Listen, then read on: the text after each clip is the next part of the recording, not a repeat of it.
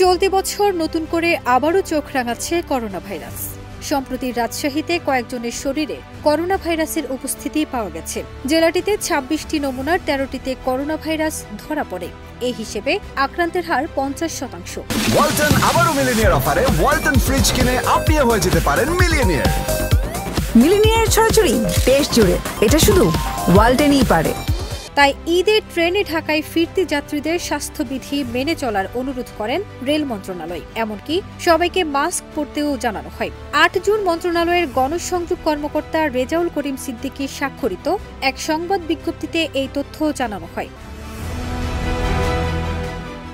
বিজ্ঞপ্তিতে বলা হয়, সম্প্রতি কোভিড-১৯ সংক্রমণ হারের ঊর্ধ্বগতি বিবেচনা করে জনসমাগমপূর্ণ এলাকায় সকলকে মাস্ক পরার জন্য অনুরোধ জানিয়েছে স্বাস্থ্য ও পরিবার কল্যাণ মন্ত্রণালয়। বিশেষত বয়স্ক ও অসুস্থ ব্যক্তিদের জনসমাগমপূর্ণ স্থান এড়িয়ে চলার পরামর্শ দেওয়া হয়েছে। এর পরিপ্রেক্ষিতে ঈদ পরবর্তী ট্রেন যাত্রায় সকল যাত্রীকে স্বাস্থ্যবিধি মেনে চলা ও মাস্ক পরার জন্য রেলপথ মন্ত্রণালয়ের পক্ষ থেকে অনুরোধ করা হয়েছে।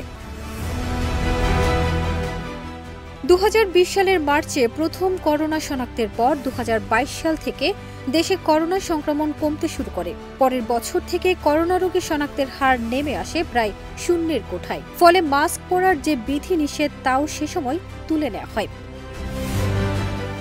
ফারজানা নিকিতা, দেশ রূপান্তর।